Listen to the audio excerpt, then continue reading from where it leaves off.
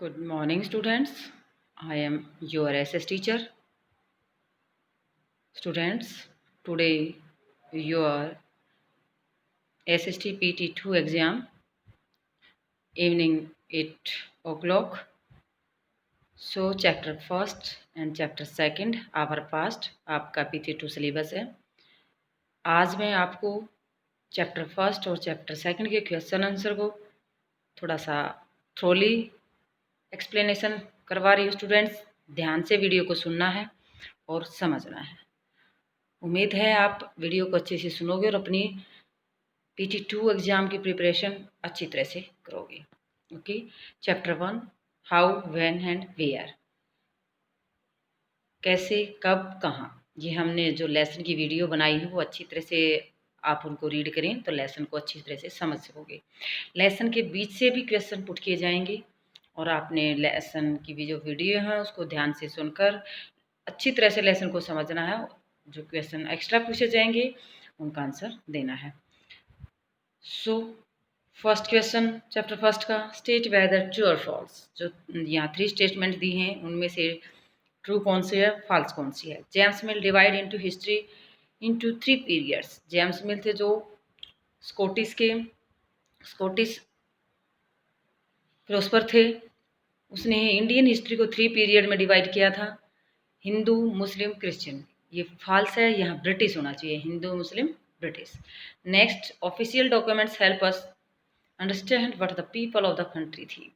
यानी कि जो ऑफिस में रखे जाने वाले डॉक्यूमेंट्स हैं, दस्तावेज हैं, वो मदद करते हैं हमें किसके बारे में समझने में, पीपल ऑफ द कंट्री. लेकिन ये नहीं है वहाँ के जियोग्राफिकल कंडीशन को समझने में हमें ज़्यादा मदद मिलती है. ये फॉल्स है. British thought survey were important for the effective administration. प्रभावी प्रशासन को चलाने के लिए क्या सोचते थे जो ब्रिटिशर की सर्वे सबसे इम्पोर्टेंट है, तो ये ट्रू है. तो ये हमारे true false. Question number second, what is the problem with the periodisations of the Indian history that James Mill offer. अभी हमने जो ट्रू फॉल्स में रीड किया था कि जो जेम्स मिल है उसने इंडियन हिस्ट्री को डिवाइड किया था 3 पार्ट्स में. इन 1817 उसने एक बुक लिखी थी. उस बुक के अंदर James mill divide Indian history into 3 periods, Hindu, Muslim and British. अभी मैंने बताया था कि वहाँ क्रिश्चियन दे रखा था, क्रिश्चियन नहीं British.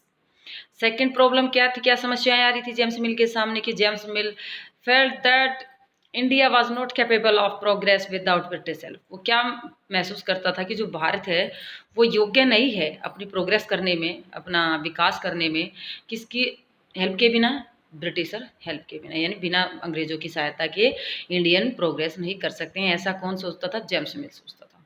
Mill felt British rule could civilise India. तो और मिल क्या महसूस करता था कि जो ब्रिटिश रूल है वो भारतीयों को सभ्य बनाने के लिए ज़रूरी है. तो उसके सामने कुछ प्रॉब्लम्स है कि भारत पढ़े लिखे नहीं थे, सिविलाइज नहीं थे, वो कैपेबल नहीं थे अपनी प्रोग्रेस करने की. ये प्रॉब्लम उसके सामने आ रही थी. Why did the British preserve official documents. क्यों जो डॉक्यूमेंट्स थे, दस्तावेज थे, वो ऑफिस में रखते थे, यानी कि रिकॉर्ड रूम क्यों बनाए गए थे, उनको सुरक्षित रखने के लिए. First point, they felt that all important documents and letter needed to be carefully. वो क्या महसूस करते थे ब्रिटिशर कि जो भी महत्वपूर्ण डॉक्यूमेंट्स हैं, जब वो इंडियन के एडमिनिस्ट्रेशन से रिलेटेड हैं या अदर वर्क के से रिलेटेड हैं, उनको केयरफुली संभाल कर रखना. डॉक्यूमेंट्स हैं या लेटर्स हैं, उनको सावधानी से रिकॉर्ड रूम में रखना जरूरी है, वो ऐसा मानते थे. Second, they set up record room attach to the all administrative institutions. जितनी भी प्रशासन की संस्थाएं थी, प्रशासन चलाने की संस्थाएं थी, उनके आसपास ही, उनके से नज़दीक ही ब्रिटिशर ने रिकॉर्ड रूम बनाए गए थे ताकि जो ऑफिशियल डॉक्यूमेंट्स उनको प्रिजर्व कर सके, सुरक्षित रख सके. Third point, they like to have permanent record. इसलिए वो परमानेंट रिकॉर्ड रखने के लिए उन्होंने रिकॉर्ड रूम बनाए थे. जो परमानेंट रिकॉर्ड हैं उनको लंबे समय तक रखा जाए, इसीलिए उन्होंने रिकॉर्ड रूम तैयार की थी. Question number 4, how will the information historians get from old newspaper be different from that found in the police report. यानी कि आप कैसे मान सकते हैं कि जो इतिहासकारों को सूचनाएं मिलती हैं, वो सूचनाएं जुटाने के लिए पुलिस की रिपोर्ट को ज़्यादा इम्पोर्टेंस देंगे या उस टाइम के जो न्यूज़पेपर हैं उनको ज़्यादा इम्पोर्टेंस देती थी? Report report publish in newspaper, जो न्यूज़पेपर के अंदर रिपोर्ट पब्लिश होती है, छपती है, used to be more correct than the police report, वो ज़्यादा करेक्ट मानी जाती थी उस टाइम पे पुलिस रिपोर्ट की बजाय। Because the police were under the British government, क्योंकि जो पुलिस काम करती थी वो किसके कंट्रोल में थी? ब्रिटिश सरकार की। So they had to do what the British official, वो वही काम करते थे जो अंग्रेज अधिकारी उनको कहते थे, टोल्ड देम टू डू, जो उनको काम करने के लिए कहते थे वे उन्हीं कामों को करते थे। नेक्स्ट है हमारा lesson second, chapter second, from trade to territory, यानी कि जो ब्रिटिशर थे वो इंडिया के अंदर व्यापार करने के लिए आए थे और यहाँ पर धीरे धीरे उन्होंने अपना रूल स्टार्ट कर दिया, टेरिटरीज बन गए, यहाँ के मुखिया बन बैठे। तो इस प्रकार जो फर्स्ट क्वेश्चन है हमारा, match the following, match the following में यहाँ 5 टाइप दिए गए हैं, जैसे दीवानी ऊपर दिया गया है, दीवानी का किससे मैच करेंगे हम? Right to collect land revenue, यानी कि जो जमीन से लगान लिया जाता था वो लगान लेने के अधिकार को क्या कहा जाता है? दीवानी। टाइगर ऑफ मैसूर, टीपू सुल्तान, मैसूर का जो रूलर था टीपू सुल्तान, उसको टाइगर ऑफ मैसूर बोला जाता था। फौजदारी अदालत के अंदर क्रिमिनल कोर्ट, यानी कि कोई अपराध करता है तो वो कौन सी अदालत मानी जाती है? फौजदारी अदालत, यानी क्रिमिनल जो रिकॉर्ड हैं वो मैटर्स मामले हैं वो क्रिमिनल कोर्ट के अंदर सुनाए जाते हैं। Rani Chennamma lead an anti British movement in Kittur, Kittur से उन्होंने अंग्रेजों के खिलाफ एक मूवमेंट चलाया था, आंदोलन चलाया था। सिपाही को सिपोय बोलते थे Britisher. Fill in the blanks, the British conquest of Bengal began the battle of टैस, यानी कि अंग्रेजों ने भारत पर कब अपना अधिकार करना शुरू कर दिया था, कब से वो विजेता बन गए थे? वो बैटल ऑफ प्लासी, प्लासी की बैटल कब हुई थी? 1757 में battle of Plassey. Haidar Ali and Tipu Sultan were the ruler of dash, कहाँ के थे रूलर? अभी बताया था मैंने, हैदर अली और टीपू सुल्तान। टीपू सुल्तान थे मैसूर के, तो हैदर अली टीपू सुल्तान के फादर थे, वो दोनों ही मैसूर के रूलर थे। Next, Dalhousie implement the doctrines of dash, left, left विलय की नीति किसने स्टार्ट की थी? डलहौजी के द्वारा। जो लेसन है वो अच्छी तरह से ये सब बात तो वो लेसन के अंदर समझाया गया है, तो लेसन की जो वीडियो उसको ध्यान से सुनना स्टूडेंट्स। लैप्स होता है विलय, यानी कि किसी राजा के एरिया को ब्रिटिश अपने कंट्रोल में ले लेते थे, कौन सी पॉलिसी के according? Doctrine of lapse. Next, Maratha kingdom were located mainly in dash part of India, कौन से पार्ट में? इंडिया के कौन से पार्ट में? साउथ वेस्टर्न पार्ट में। किसकी किंगडम थी? मराठों की किंगडम थी। मराठे जो रियासतें थी या राजधानियां थी वो कौन से पार्ट में थी? South western. Next question, state whether true और फॉल्स, यानी कि इनमें से हमें बताना कौन सी स्टेटमेंट ट्रू है, कौन सी फॉल्स है। The Mughal empire became stronger in the 18th century, ये फॉल्स है। मुगल यहाँ 17th सेंचुरी में भारत में आई थी। Next, English east India company was only European company that traded with India, तो जो ईस्ट इंडिया कंपनी बनाई गई थी वो सिर्फ यूरोपियन जो कंपनी थी उनके व्यापार के लिए थी। ये यूरोपियन कंपनी, तो अदर कंट्री भी व्यापार करती थी, ये भी गलत है। ये अदर कंपनी थी जो भारत के साथ व्यापार करती थी। Maharaja Ranjit Singh was the ruler of Punjab, ये ट्रू है, वो पंजाब के रूलर थे। And the British did not introduce administrative change the territories they conquer, तो अंग्रेज थे अपने कब्जे वाले इलाकों को कोई शासकीय बदलाव नहीं किए, उन्होंने अब चेंजेस किए थे, तो इस प्रकार ये क्या है? फॉल्स है। नेक्स्ट हमारा क्वेश्चन, fourth question, what attracted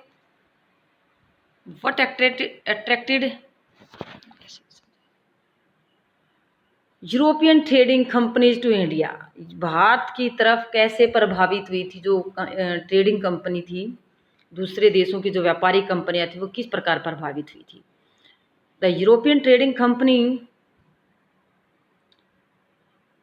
first reason, trading companies purchased goods से खरीदती थी वस्तुओं को एट चीपर प्राइस, सस्ते दाम पर, सस्ते रेट पर, and sold them in the Europe at higher price, और उसको जाकर यूरोप में सोल्ड करती थी, बेच देती थी कैसे प्राइस पर, हाई, इसलिए वो अट्रैक्ट थी, यहाँ पर उनको चीपर रेट पर गुड्स मिलती थी। Fine quality of cotton and silk, यहाँ की जो कॉटन और सिल्क उनकी जो क्वालिटी होती थी वो गुड, अच्छी होती थी, फाइन होती थी। प्रोड्यूस इन इंडिया, भारत के अंदर उत्पादन किया जाता था कॉटन और सिल्क का, क्वालिटी उनकी होती थी अच्छी। Had a big market in Europe, उसकी एक बड़ी मार्केट यूरोप के अंदर बन चुकी थी, किसकी, कॉटन की, गुड्स की और सिल्क की।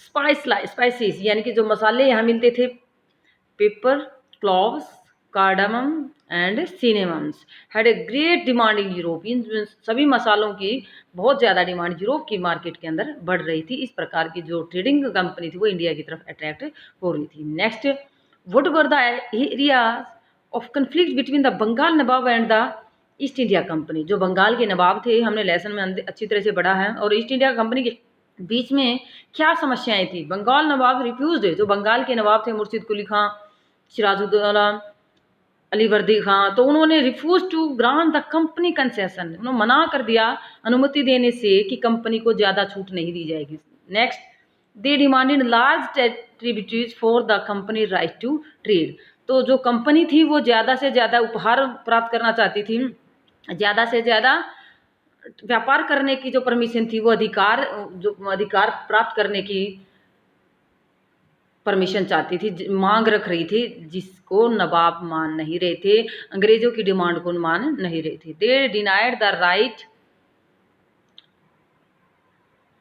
टू मिंट क्वाइंस, वो जो अंग्रेज अपने सिक्के छापना चाह रहे थे, उन सिक्कों की छपाई से भी मना कर रहे थे। कौन कर रहे थे मना? नवाब मना कर रहे थे। They stopped company from extending its fortification, वे अंग्रेजों को रोक रहे थे, किसको? फोर्टिफिकेशन करने में, किले बनाने में। तो जो अंग्रेज यहाँ व्यापार करने के लिए अपने बड़े बड़े किले बना रहे थे, तो किले बनाने से भी नवाब उनको रोक रहे थे। Next question, how did the assumption of Deewani benefit the East India company, east India company को कौन कौन से बेनिफिट्स थे यहाँ से दीवानी मिलने के बाद? जो दीवानी मिली थी क्लाइव को सबसे पहले, कलकत्ता की, बंगाल की, तो उसके बाद क्या क्या बेनिफिट हुए थे? The Diwani allowed the company to use the vast revenue resources of Bengal, Bengal के जो बहुत ज़्यादा संसाधन थे, उन संसाधनों का यूज कौन, किसके द्वारा किया जाने लगा था? ईस्ट इंडिया कंपनी के द्वारा। दीवानी मिलने पर उनको अनुमति मिल गई कि भारत के अंदर जो बंगाल के अंदर रिसोर्सेज है, उनका यूज किसके द्वारा किया जाएगा? ईस्ट इंडिया कंपनी का। ये first benefit. Second, now revenues could be use to purchase cotton and silk textiles in India, तो जो रेवेन्यू था, लगान था, उसको कॉटन जो परचेज करने पर या सिल्क परचेज करने पर अब उनको जो रिवेन्यू मिलता था उसका भी प्रयोग करने लगे थे। रिवेन्यू में जो पैसे मिलते थे, लगान लोगों से ही लेते थे, यहीं के लोगों से लगान लेते थे, और उसी लगान के जो पैसे इकट्ठे करते थे उसी से वो कॉटन और सिल्क खरीदते थे अपने उद्योगों के लिए। Third, revenue of India could be finance company expenses, तो जो इंडिया के अंदर उन्होंने रेवेन्यू था, लगान था, उन्होंने अपनी वित्तीय व्यवस्था को बढ़ाने के लिए, सुधारने के लिए रेवेन्यू बढ़ा दिए, लोगों से ज़्यादा लगान लेना शुरू कर दिया। It could also help in maintaining troops, इस पैसे से वो अपनी जो सेना मेंटेन करते थे, सेना को बनाए रखने के लिए। Meet the cost of building the fort, किले बनाने में जो पैसा लगता था वो भी यहीं से पैसा आ रहा था। ऑफिसर ऑफ द कंपनी, जो अधिकारी थे उनको जो पे देते थे वो सारा पैसा उनको यहीं से मिलने लगा। पहले पैसा इंग्लैंड से मंगवाया जाता था, जो वस्तुएं यहाँ से ले जाते थे वहाँ बेचकर वो पैसा कमाते थे, लेकिन अब क्या कर दिया, दीवानी मिलने के बाद या अंग्रेज शासकों ने यहीं से जो लगान मिलता था बंगाल के लोगों से, उसी लगान के पैसों से ये सब कार्य करने शुरू कर दिए। Next question, explain the system of the subsidiary alliance, सहायक संधि क्या थी, कैसे सहायक संधि भारत के अंदर लागू की गई थी, सब्सिडरी अलायंस कैसे स्टार्ट किया गया था। अकॉर्डिंग टू दिस अलायंस, इस संधि के according, Indian ruler were not allowed to have their independent arm force, भारत के जो शासक थे, अंग्रेजों के द्वारा उन्हें अलाउ नहीं किया गया, अनुमति नहीं दी गई। भारत के शासकों को अपनी स्वतंत्र सेना रखने की अनुमति नहीं दी। अब अंग्रेज कह रहे हैं कि हम अपनी सेना रखेंगे, तुम अपनी भारतीय अपनी सेना नहीं रखेंगे। दे वर टू प्रोटेक्ट बाय कंपनी, उन्होंने कहा कि आपको सेना रखने की जरूरत नहीं, हम जो सेना बनाएंगे हम उसके द्वारा ही आपको सुरक्षित रखा जाएगा। बट हैड टू पे फॉर द सब्सिडरी फोर्स, आपको इस सहायक संधि के लिए आपको पे करना होगा, पैसे देने होंगे ब्रिटिशर को, अंग्रेजों को। That was maintain for this protection, इस सुरक्षा को बनाए रखने के लिए। अगर हमारी सेना होगी तो आपकी सुरक्षा होगी, इस सेना को बनाए रखने के लिए आपको पे करना होगा। If the Indian ruler fail to make the payment, अगर कोई भारतीय शासक ये जो पैसे थे उसको पे करने में फेल हो जाता है, पैसे पे नहीं कर पाता है, then part of their territories was taken away at the company, यानी कि जो उस राजा का हिस्सा है वो किसके पास चला आएगा, अंग्रेजों के कंट्रोल में आ जाएगा। इस प्रकार ये कौन सा सिस्टम चलाया था उन्होंने, subsidiary alliance. Next question, in what ways was the administration of the company different from that the Indian rulers, किस प्रकार जो प्रशासन था भारतीयों के राजाओं के शासन से अलग था। किसका शासन, कंपनी का शासन, ईस्ट इंडिया कंपनी का शासन। तो यहाँ हम देखते हैं एडमिनिस्ट्रेशन ऑफ द कंपनी, किस प्रकार कंपनी अपना प्रशासन चलाती थी। British territories were divided into administrative unit called presidency, उन्होंने अपनी अलग अलग जो प्रशासन चलाने के लिए अपने टेरिटरीज को, प्रांतों को डिवाइड कर दिया, किसमें, प्रेसिडेंसी में। उस टाइम पे मेनली 3 थी, मद्रास, बॉम्बे और कलकत्ता, जो ये 3 मेन प्रेसिडेंसी बनाई गई थी अंग्रेजों के द्वारा। First, these presidencies were Bengal, Madras and Bombay. Each presidency was ruled by a governor, वहाँ का एक गवर्नर बनाया जाता था, उसके द्वारा वहाँ शासन किया जाता था। Governor general was the supreme head, तो जो गवर्नर जनरल बनाया जाता था अंग्रेजों के द्वारा या बनाकर भेजा जाता था, वो उनका सुप्रीम हेड होता था। रूल किसके द्वारा किया जाता था, गवर्नर के द्वारा, लेकिन उसका सुप्रीम हेड कौन होता था, गवर्नर जनरल। नेक्स्ट, इंडियन कैसे एडमिनिस्ट्रेशन कर रूल करते थे। Administration was divide into 4 parts, district जो आज भी हैं, जिले हैं, परगनास, तहसील एंड विलेजेज, इस प्रकार डिवाइड किए गए थे इंडियन रूलर के द्वारा। Each part was ruled bye जमींदार, तो प्रत्येक पार्ट का शासन जो चलाया जाता वो जमींदार के द्वारा चलाया जाता था। किंग और नवाब वाज द सुप्रीम हेड, तो या राजा या नवाब सुप्रीम हेड होते थे। तो ये था हमारा अलग अलग administration system by the company and by the Indian ruler. Next question हमारा, describe the changes that occurred in the composition of the company army, किस प्रकार जो कंपनी की सेना थी उसकी जो कंपोजिशन थी, उसकी बनावट थी, उसमें बदलाव किए गए थे। क्या थे बदलाव। 18th सेंचुरी, कब की बात है, 18th सेंचुरी में company started forming its own army, sepoy army, यानी कि उन्होंने अपनी खुद की एक आर्मी जो बनाई थी, उसमें सिपोय आर्मी यानी कि सिपाही आर्मी के नाम से बनाया। Pheasant were recruits and training, जो किसान थे उनको भर्ती किया गया था, उनको ट्रेनिंग दी गई थी एज ए प्रोफेशनल सोल्जर, यानी कि एक सिपाही के तौर पर, एक सैनिक के तौर पर उसको प्रशिक्षण देना और उसको भर्ती करना शुरू कर दिया, ट्रेनिंग दे दी गई उसको अच्छी तरह से एक अच्छा सैनिक बनाने के लिए। Next, company armies was also composed cavalries and the infantries army, but cavalry requirements come down, यानी कि जो पैदल चलने वाले सैनिक होते थे आर्मी के अंदर और घोड़ों पर चलने वाले सैनिक होते थे, तो जो घोड़ों पर चलने वाले रिक्वायरमेंट होती थी वो कम होती जा रही थी, जो पैदल सैनिकों की रिक्वायरमेंट थी वो ज़्यादा होती जा रही थी और घोड़ों पर चलने वाले सैनिकों की कम होती जा रही थी। Next, uniform military culture was adopt, यानी कि जो मिलिट्री के सोल्जर थे उनके लिए यूनिफॉर्म लागू कर दी गई थी। Caste and the communities feeling were ignored, जो सोल्जर रिक्रूटमेंट किए जाते थे आर्मी के अंदर उनको कास्ट और समुदाय की जो फीलिंग थी वो इग्नोर करनी होती थी, उनको ये नहीं होता था कि वो अपनी किस जाति से हैं या किस कम्युनिटी से, किस समुदाय से, ये सब जाति या समुदाय की बातें उनको छोड़नी होंगी अगर एक अच्छा प्रोफेशनल सोल्जर बनना है। Soldier were given European style training and drilling, यानी कि जो सैनिक थे उनको यूरोपियन ढंग से, जिस प्रकार यूरोपियन के जो सैनिक थे उनको अनुशासन में रखा जाता था, इसी प्रकार उनको ट्रेनिंग दी जाती थी। Okay students, these are the chapter first and second question answer. आपने अच्छी तरह से वीडियो को सुनना है और क्वेश्चन आंसर को समझना है।